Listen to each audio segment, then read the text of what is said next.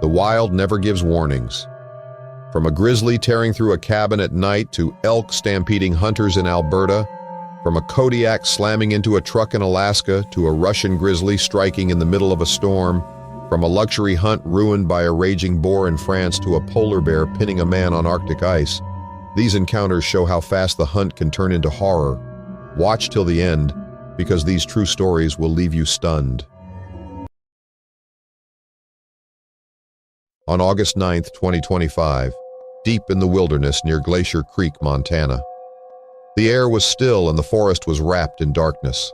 A small wooden cabin stood alone at the edge of the trees, its roof steep and its walls weathered from years of harsh winters. Inside lived Daniel Mercer, a 42-year-old hunter known in the area for his skill in tracking elk. He had spent the past decade guiding others through these rugged mountains, providing meat for his family and passing on knowledge about the dangers of the wild. His wife, Caroline, 39, shared his love of the outdoors. She had grown up on a ranch nearby and was no stranger to long nights in remote places. Together, they often escaped into the forest, away from towns and noise, to live for weeks at a time in their cabin. The couple had returned recently from a hunt, bringing down a large elk not far from their shelter. They had hung the meat outside in the cool air, trusting that the forest would stay quiet through the night. But in Montana's grizzly country, the scent of blood and fresh kill often traveled far, carried on the breeze through the valleys and ridges. That night, while Daniel and Caroline slept, the forest shifted around them. A massive bear had caught the scent, its hunger guiding it steadily toward the small building. The hours slipped past, and by 3 a.m. the woods were silent except for the stream nearby. Then the stillness broke. The cabin shook as the grizzly climbed onto the roof, the weight of its body pressing down on the old beams. The timbers groaned, snapping suddenly as the bear's claws tore through. Splinters rained into the room, the ceiling collapsing in places as the animal forced itself closer to the scent of food and the human figures below. Daniel jolted awake, instinct carrying him to his feet. His rifle, a .3006, leaned against the wall only steps away. He grabbed it just as the grizzly's head and shoulders burst through the roof. The beast lunged forward, claws striking before he could steady the weapon. Pain ripped through his shoulder and chest as sharp edges tore into muscle and skin. The impact knocked him backward, his ribs slamming against the floor, air crushed from his lungs. Caroline screamed as beams from the ceiling crashed around her. She stumbled toward the corner, shoving furniture in front of her as the bear advanced, eyes wild and fixed on the movement in the room. Daniel fought to raise the rifle, but his arm throbbed with searing pain. He squeezed the trigger, the sound exploding in the small space as a round struck the animal's flank. The grizzly roared, twisting, but it did not retreat. It lunged again, swiping across his back, the blow cracking bone in his hand and sending the gun clattering to the floor. The couple was trapped inside their own shelter, the roof shattered, and the night filled with the sound of claws, roars, and splintering wood. The shattered cabin echoed with the pounding of paws and the roar of a furious beast. Daniel crawled across the floor, blood marking his path as he fought through waves of pain. His chest burned with every breath, and his hand hung useless at his side. The rifle lay just beyond his reach, wood splintered where it had hit the floorboards. The grizzly pressed forward through the torn roof, its weight shaking the walls, its massive body filling the room with a suffocating presence. Caroline knew they had only moments. She kicked aside broken chairs and clawed her way to the small stove at the far end of the cabin. Their meals were often cooked there, the small flames enough to warm the room through cold nights. Her hands shook as she grabbed the portable burner, the metal still faintly warm from their last use. She twisted the valve, sparks jumping to life. In seconds, fire flared high, filling the cabin with orange light. The sudden glow startled the bear. Heat and flames cut through the dark, dancing wildly against the broken walls. The animal growled and swung its head side to side, momentarily uncertain. Caroline raised the stove higher, the fire's heat rolling outward. The bear lunged once more, claws tearing through a table and sending wood across the floor, but the fire pressed it back. Its breath steamed, eyes blinking against smoke.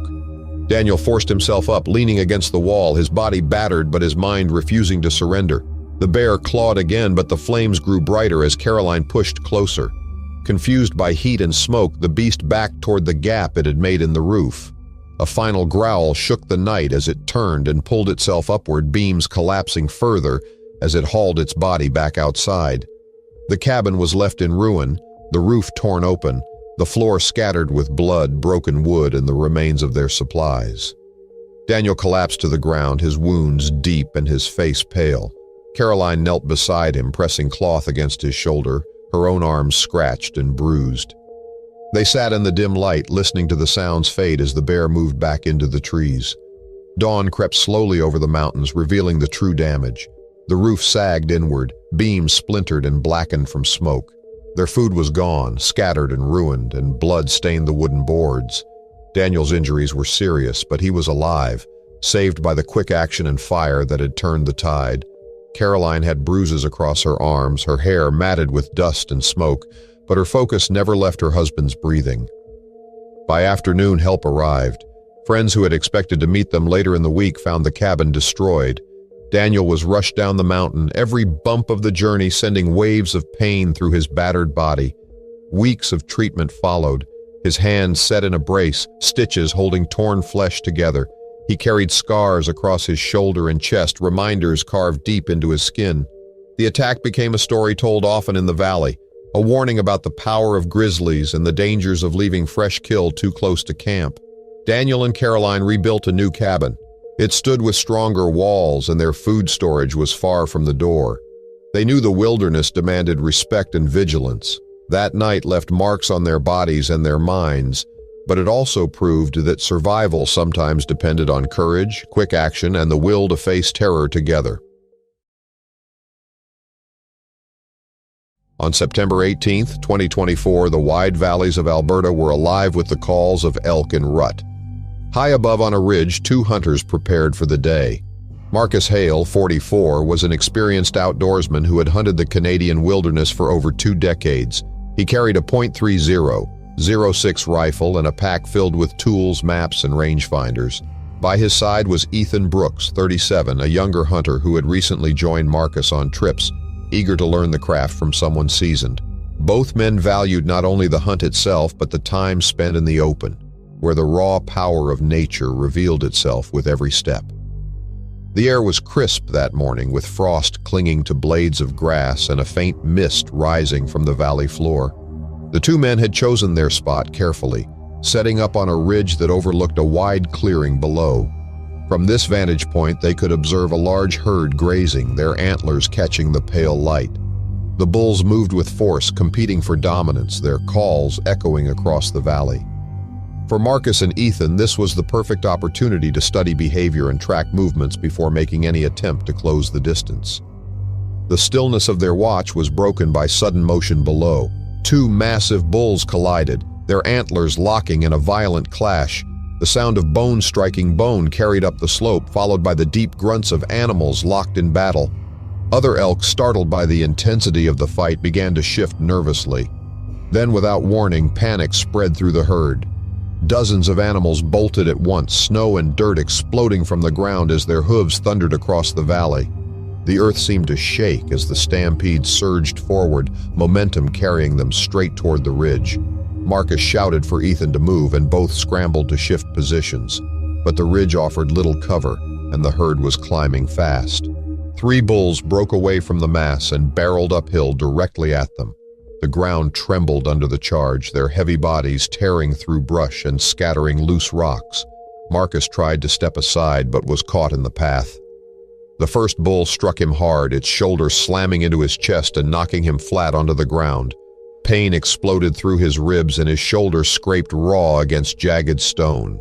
His rifle was torn from his grip, sliding out of reach. Ethan dove sideways, rolling behind a fallen log just as another elk thundered past. Hooves smashed the earth near him, sending shards of frozen dirt into his face. His legs burned with bruises as he pressed himself tight against the wood, the chaos shaking the ground around him. The herd stormed past, their size and speed overwhelming. For Marcus and Ethan, the seconds stretched into what felt like minutes. Snow and debris filled the air, and their careful vantage point had turned into a battlefield of hooves and muscle. The ridge was torn apart by pounding hooves, snow churned into clumps, and dirt scattered into the air. Marcus groaned as he lay sprawled against the rocks, ribs burning from the crushing hit. Each shallow breath reminded him of the force that had knocked him flat, and the sharp sting across his scraped shoulder told him his skin had been torn open. Just meters away, Ethan pressed himself against the fallen log, his body tight against the wood while elk stormed past on both sides. The sheer noise drowned out every other sound, the crash of animals surging in unison filling the valley like rolling thunder. Ethan's arms and legs shook from the near misses as hooves slammed down around him. One strike glanced his thigh, leaving a deep bruise that spread instantly beneath his pants. He clenched tighter to the ground, waiting for the chaos to pass. Both men knew they were hunters in name only at that moment. The ridge was no longer a vantage point, but a trap where prey had become predator through sheer size and force. Marcus tried to crawl to his rifle, but a second bull lunged past, its antlers lowering as it barreled through brush. The weight of its stride knocked the weapon further from reach, clattering into stones before disappearing beneath broken branches. Dust and frost swirled as Marcus shielded his head with his arms, pain from his ribs nearly forcing him unconscious. Ethan steadied his breathing and reached for his own rifle, pulling it up over the log as the herd continued its charge. With frozen hands, he raised the weapon and fired a round into the lead elk, pressing closest to Marcus. The sharp crack echoed, and the animal stumbled, veering off course. Another shot followed, scattering a small group and opening space for Marcus to drag himself to the side. The herd split downhill, their thunder fading into silence that felt far longer than minutes. The ridge lay scarred, brush crushed, and snow trampled. Marcus clutched his bleeding side, breath shallow, while Ethan limped from cover, bruised but steady. Battered and shaken, they stood amid the wreckage, alive. When they finally descended back to camp, every step reminded them of the danger. Marcus struggled with his ribs, each movement sharp with pain, while Ethan fought the ache in his legs and arms. At camp, they cleaned wounds with freezing water, grimacing at the sting. Both knew how close they had come to disaster, how the line between hunter and hunted had vanished in seconds. The days that followed were spent resting and recounting the moment. Marcus carried stiffness in his ribs for weeks, his shoulder healing slowly from torn flesh. Ethan walked with a limp for nearly a month as the bruises faded. Both men told the story to others in the hunting community, not as a tale of triumph, but as a warning. In Alberta's valleys, elk were often seen as prized quarry, but that day proved they could be more dangerous than imagined. The stampede left scars on the ridge and deeper ones on the two men who survived it. What had begun as a morning of careful tracking ended in a lesson about the raw and unpredictable power of wild herds. On September 6, 2025, the rugged wilderness of Afognak Island carried a chill that hinted at autumn. The island, known for its steep timbered ridges and clear streams, was a place where hunters often traveled to scout the heavy-bodied elk that thrived in the thick brush. Among the group that morning was Peter Lawson, 42, an outdoorsman who had hunted Alaska's remote country since his 20s. Alongside him was Ryan Cooper, 36, a younger man but no stranger to the field, with years of guiding experience on neighboring Kodiak Island. They had joined forces with two others, hoping to track bulls during the rut. The men had driven their truck along a rough trail that ended near Glacier Creek, a small stream that wound through patches of spruce. The plan was to glass the open valleys and later hike ridges where elk trails cut through alder. In the bed of the truck, a cooler packed with baited meat gave off a strong scent, a common trick to hold scavenging predators away from camp. Rifles rested just inside the cab, within reach should a sudden opportunity present itself. The day carried a stillness that often precedes sudden movement in wild country. Birds shifted in the timber, and the sound of water from the creek masked smaller noises. Then the brush nearby parted. Out of the dense timber, a Kodiak bear appeared. Its size was massive, shoulders rolling with power, its head swinging low as it caught the scent rising from the cooler. In moments, the quiet morning turned to chaos. The bear's pace quickened, and then it charged. Its weight slammed against the side of the truck, denting metal with a hollow crash that echoed across the trees. The tailgate snapped open as the impact rattled the vehicle, supplies spilling onto the mud. The hunters froze in shock at first, the suddenness of the attack leaving no time to plan. Peter grabbed his .338 Win Mag from inside the cab and tried to raise it toward the open window, but before he could fire, the bear lunged again, one massive paw striking through the frame. Its claws raked his arm, tearing through clothing and leaving deep cuts that burned with pain. The rifle jolted sideways, clattering into the seat as blood streaked down his sleeve. Ryan reacted by scrambling across the hood, trying to escape the direct path of the animal. His boots slid on icy mud that clung to the metal, his balance nearly giving way as he clung to the edge. The truck rocked violently as the bear circled, its jaws snapping near the cooler and its claws raking deeper into the dented side. Supplies scattered further, the air filled with the sound of growls and the scent of spilled bait. Seconds stretched like minutes as the hunters realized they were not safe inside steel walls. Afognac's most feared predator had brought the fight directly to them, and survival would require more than rifles alone. The truck shook again as the Kodiak pressed its weight against the door, claws scraping steel, the sound shrill and unrelenting. Peter clutched his arm, blood soaking his sleeve as pain shot through his chest. Ryan slid further across the hood, boots slipping on mud, his breath ragged as he tried to stay clear of the sweeping paws. The other two men inside the cab scrambled to act, panic heavy in the confined space as the bear's head pushed near the shattered tailgate. The cooler spilled open, meat rolling into the dirt, the smell only driving the animal's hunger further. One of the hunters grabbed a flare from the pack wedged under the seat. With trembling hands, he sparked it, the hiss filling the cab as light and smoke burst in the dark interior. He shoved it through the open gap, the sudden glow cutting through the timber. The Kodiak paused, eyes narrowing at the strange burst.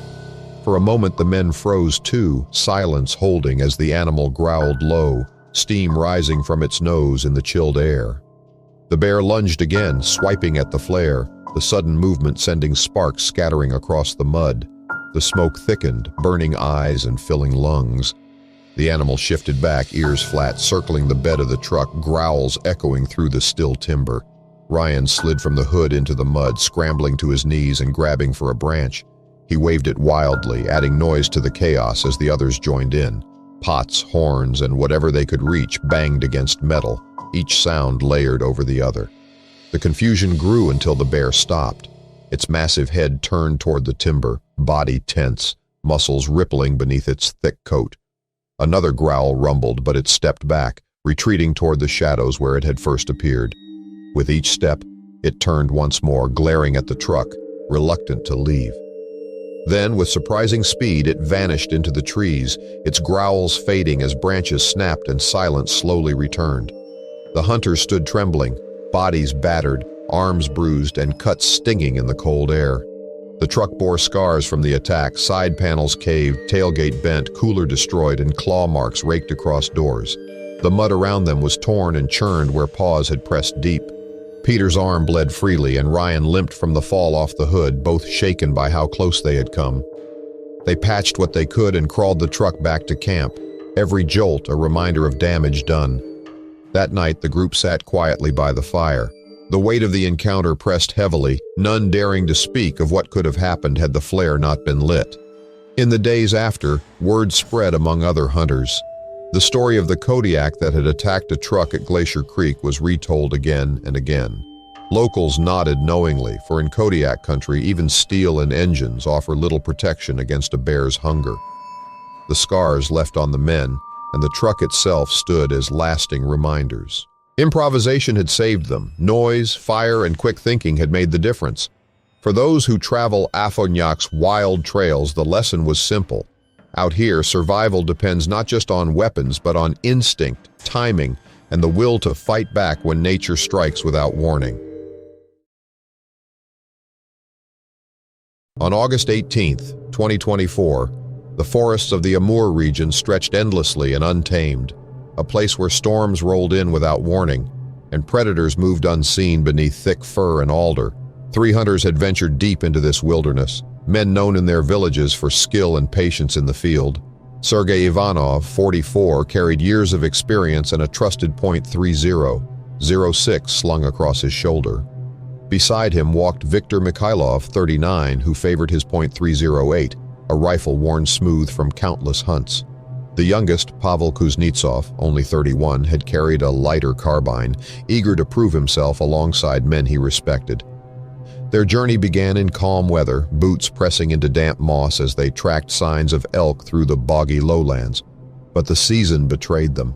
Heavy rain moved across the mountains, flooding streams and soaking gear until every step grew heavier. Their jackets clung to skin and visibility dropped as fog and water mixed into a gray curtain.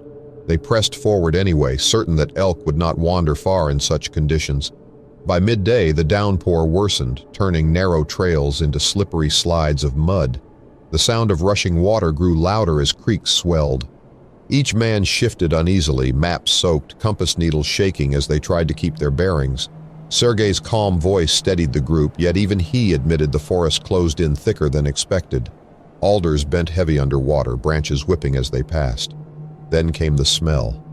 At first faint, then it soon grew sharper, the metallic edge of fresh blood carried by wet wind. Somewhere close a kill lay hidden. The men slowed, rifles raised, eyes scanning the shadows. Their boots squelched in moss, hearts quickened, and they moved with heightened caution. But the forest was no longer theirs to command. Without warning, branches snapped. Out of the thicket burst a massive Russian grizzly, its fur matted with rain, eyes burning with hunger. Its bulk towered above them, foam flecking its jaws. The storm had masked its approach, and now the distance was only meters. Sergei raised his .30, 06, and fired. The shot cracked, echoing in the trees, but the bear hardly faltered. Victor squeezed his trigger next, his .308 flashing through sheets of rain. Pavel shouted as his carbine barked, all 3 rounds thundering almost together. But the animal was already in full charge, muscles surging, claws raking at the ground as mud flew. The impact came fast. The bear's first swipe sent Sergei staggering, rifle spinning from his grasp as his chest opened under its claws. Victor fired again, point blank, but the animal lunged, teeth sinking into his arm as he was dragged off balance. Pavel's carbine jammed, mud and water choking the chamber, leaving him frozen with dread as the beast's fury fell on them all. The rain poured harder, drowning the sounds of shots and screams. Within moments, the hunters were fighting not for prey, but for survival against a predator that ruled the Amur wilderness. The storm raged as the bear's power crushed the hunters beneath its weight. Sergei lay motionless after the first blow, chest torn open, his rifle lost in the mud. Victor struggled but was overwhelmed, teeth and claws tearing through soaked clothing as the beast mauled with brutal strength.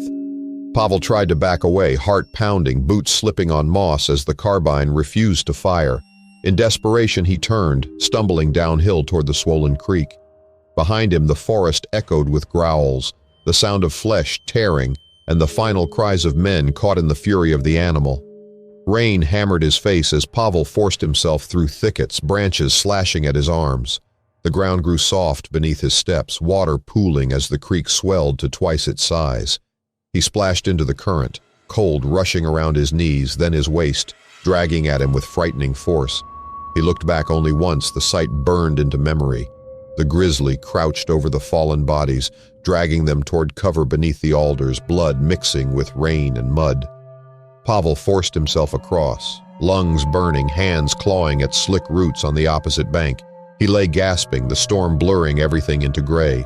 The forest seemed silent for a moment except for the rushing water and his own heartbeat.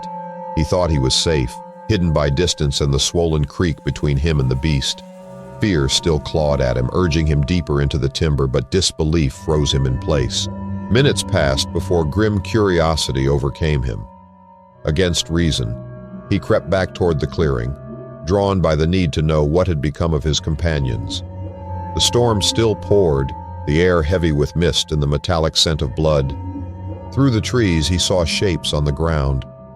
The bear had dragged Sergei and Victor partially into the brush, their bodies twisted and broken, clothing shredded and stained dark.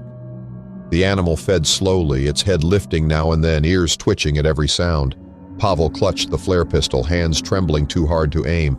Hidden behind a fir, he watched the beast snarl over its kill, rain drowned by its fury. No rifle, no skill, and no experience had saved his companions. In that moment, even the best hunters were only prey. He retreated again, step by step, until distance gave him the courage to run. By dawn, he staggered into a ranger station, soaked, exhausted, and barely able to speak. His clothes were torn, his eyes hollow, and his words were broken with fear. Rangers followed his tracks later that morning, finding the wreckage of the hunt. 2 rifles lay in mud, packs torn open, and the earth churned with claw marks. The bodies had been dragged deeper into the undergrowth. The report spread quickly, a story told in hushed voices through the Amur villages. Locals nodded, for storms in the taiga hid dangers greater than rain and cold. The wilderness did not forgive mistakes, and predators thrived where men thought themselves skilled. The lone survivor carried scars both on his body and in his mind, haunted by the truth that even hunters who knew the land could fall in moments. The lesson was brutal but clear. In the Amur forest, storms conceal more than weather, and the line between hunter and hunted can vanish in an instant. On November 11, 2023, the forests of southern France stood damp and quiet after weeks of autumn rain. The leaves had begun to fall, carpeting the ground in shades of orange and brown. Into this landscape arrived a group of wealthy men and women dressed not in rugged gear but in polished boots and tailored jackets. They had come not for survival or necessity but for the spectacle of a luxury-driven hunt. Their gathering was no ordinary hunting trip. The estate had organized everything with fine precision: tents with gourmet meals, polished rifles like .30, 0.6 bolt actions, and 12-gauge shotguns, their barrels gleaming in the pale light. Among them was Henry Dubois, 52, a businessman from Lyon whose passion for hunting was matched only by his love for fine wine. He carried a custom rifle, the stock carved with initials, yet his attention often wandered toward flasks more than the forest. At his side was Alain Rousseau, 47, a banker with little real hunting experience but a fondness for documenting every moment on expensive cameras. Around them, the others lounged with drinks and laughter, the mood closer to celebration than to any sense of looming danger. The guides positioned the group along a ridge overlooking an oak grove, where muddy ground showed tracks of wild boar. Barking hounds were released, their voices echoing through the trees as beaters drove animals from cover. The hunters expected a controlled spectacle where shots would be clean and trophies easy. Few gave thought to the reality of what stirred in the undergrowth below. The air grew tense when the sound of crashing branches broke through the rhythm of hounds. A massive keeler, its tusks long and sharpened by years of grinding, burst into view. Foam dripped from its mouth, muscles rippling under its bristled hide. It was not fleeing.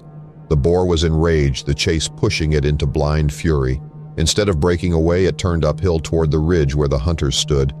Alain fumbled with his camera, trying to steady a shot as the beast surged closer. Henry raised his rifle but staggered, flask slipping from his pocket. The boar struck first, charging directly into Henry with unstoppable force. Tusks slashed across his thigh and shoulder, blood soaking his fine jacket as he fell into the mud, screaming in pain.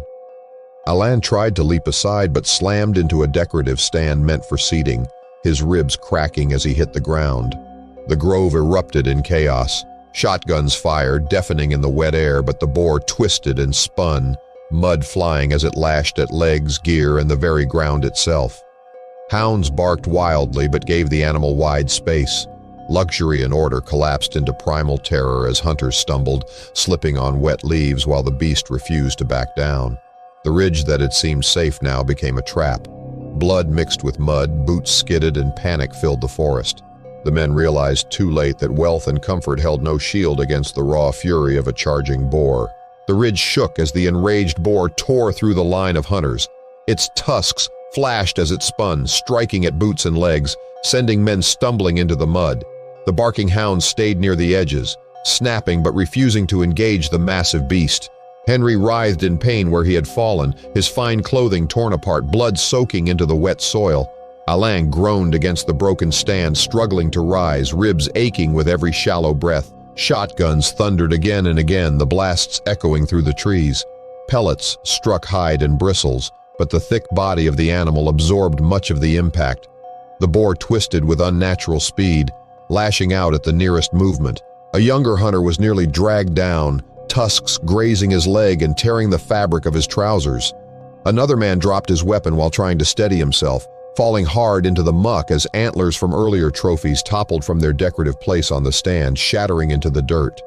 The guide shouted, urging calm and focus, but panic drowned reason. Mud splashed as boots slipped and men collided, their careful line broken in seconds. The boar's rage showed no hesitation. It slashed at cases, tearing through leather bags and scattering cartridges across the ground. A wine flask shattered beneath its hoof, red liquid spilling into the mud, mingling with blood. Luxury was stripped away in an instant, replaced by the raw and violent struggle of survival. At close range, one hunter dropped to one knee, bracing his shotgun steady. As the boar charged again, tusks lowered for another strike, he pulled the trigger. The slug roared through the air, striking with crushing force into the skull. The massive body shuddered, momentum carrying it forward a final few steps before it collapsed in the mud, sliding against the boots of those who had barely held their ground. Silence followed, broken only by heavy breathing and the distant bark of hounds still circling. Smoke rose from barrels, rain pattered on leaves, and the forest seemed to settle again, though tension remained sharp in the air. The boar's body lay still, its weight pressing deep into the sodden earth, its bristled hide caked with mud and blood. Hunters gathered slowly, eyes wide, hands trembling. Henri lay pale, torn flesh wrapped in makeshift bandages from torn shirts. His thigh wound ran deep, his shoulder ripped open by tusks, leaving him weak and shivering. Alain clutched his ribs, gasping with pain, bruises spreading across his side. Others bore scratches and cuts, their fine jackets and polished boots ruined in the chaos. The aftermath revealed the truth that no cameras or flasks could mask. The grove was littered with shattered glass, scattered cartridges, and overturned equipment. Mud bore deep tracks where the beast had charged again and again, showing how close each man had come to being crushed beneath its fury. What had begun as a display of wealth ended in a lesson carved into flesh and memory. By evening, the group retreated from the estate, shaken and silent. Bloodied clothing and broken gear were reminders of what luxury could not protect against. Guides spoke quietly of how boars in rut carried no fear, how they would face even armed men with unyielding strength. For Henri, scars would remain across his shoulder and leg. For Alain, ribs would heal, but fear would last longer. In southern France, the tale spread quickly. Wealthy men had come for trophies, but left humbled, reminded that in the oak groves of the wild, no amount of money or comfort could stop a charging boar when rage took hold. On March 18, 2025, the frozen fjords of Svalbard lay silent under a pale northern sky. Vast sheets of ice stretched in every direction, broken only by snow ridges and jagged cracks. In this harsh wilderness moved Erik Johansen, a 42-year-old hunter who had grown up in Tromsø but often traveled farther north in search of Arctic game. Erik had spent years in the polar regions, comfortable in the biting cold where most would not last an hour. His goal that season was to track Arctic foxes, their white coats blending so well into the snow that spotting one was both a challenge and a triumph. Erik was well equipped. Slung across his shoulder was a scoped .375 H&H Magnum, chosen for both precision and the possibility of meeting something larger than foxes in these icy lands. At his side he carried a flare pistol, meant for signaling but also as a last resort against predators. In his pack were rations, a thermal blanket, and supplies he always carried when far from settlements. He moved slowly across the brittle surface of the fjord, every step measured, the ice creaking faintly under his weight. The Arctic was deceptive in its stillness. While the hunter scanned for signs of fox tracks near snow ridges, danger lay hidden in plain sight. From a drift of snow less than 50 meters away, a massive polar bear stirred. Thin ice and late freezes had made food scarce that winter, and the scent of cached meat Erik had stored earlier had drawn the predator close. The sudden shift of white against white caught his eye too late. The bear rose from the drift, its shoulders towering, dark eyes fixed on him with hungry focus. Erik froze, heart hammering. He tightened his grip on the rifle, steadying himself as best he could on the fragile ice. But in the tense moment, one boot slipped on a thin crust and the brittle surface gave way beneath his weight. He crashed down hard. Pain exploded through his leg with a sharp crack. His ankle was broken instantly. Cold air seared his lungs as he gasped, lying sprawled on the ice, unable to stand. The bear surged forward, crossing fissures with alarming speed, every step shaking the frozen surface. Erik forced himself upright just enough to raise the rifle. Before he could fire, a massive paw swiped down, claws ripped across his shoulder, tearing fabric and slicing into flesh. His gear scattered, the pack spilling across the ice. The rifle nearly slipped from his hands as he reeled from the blow. The bear lowered its head, growling, hot breath curling in the freezing air as it sniffed and tested its prey. Adrenaline surged through Eric's battered body. He steadied the rifle with trembling arms, his vision narrowing as the animal loomed closer. He pulled the trigger once, the shot tearing into the bear's flank. The beast roared and reared back. A second round followed, echoing across the fjord. Staggered, the polar bear backed toward the drift, growling deeply before vanishing into the white haze. Eric lay bleeding and trembling, ankle shattered, shoulder burning, and the vast ice around him suddenly more hostile than ever before. Eric lay on the brittle ice with the cold pressing into his body. His ankle throbbed with every heartbeat, the joint bent unnaturally beneath layers of torn fabric and frozen snow. Blood from his shoulder spread across the ice, dark against the pale surface. The silence after the shots was heavy, broken only by the faint groan of shifting floes beneath him. The polar bear had vanished into the drifting haze, but its presence lingered in every sound and shadow. He forced himself to crawl toward his scattered gear, dragging his body with slow movements. The rifle was slick with frost, its barrel smoking faintly from the last shot. His pack lay torn open, food packets spilling into the snow. With trembling fingers, he pulled out the emergency blanket and wrapped it around himself, shivering as much from shock as from the Arctic air. The pain in his leg made every shift an agony, but he knew lying still would bring death faster than blood loss or injury. The hours that followed stretched endlessly. Each gust of wind sounded like a growl. Each crack in the ice felt like footsteps returning. He clutched the flare pistol tightly, the last line of defense should the bear reappear.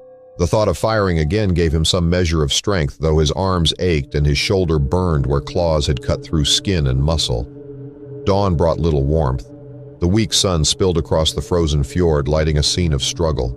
Tracks from the predator marked the snow, deep imprints leading back toward the drift where it had vanished. The broken surface around Eric showed the violence of the moment, claw marks etched into ice, blood spattered in sharp lines, equipment strewn across the brittle crust. By midday, his body began to weaken. He chewed through rations, though little stayed down, and he sipped melted snow to keep himself alive. Hours later, distant engines echoed faintly across the fjord. Hunters from a nearby camp had followed the sound of gunshots and found Eric lying in the snow, pale and shaking but alive. They carried him onto a sled, wrapping him in furs as dogs pulled them back toward the safety of shelter. Weeks later, scars covered his shoulder and stiffness lingered in his ankle, but Eric survived to tell his story.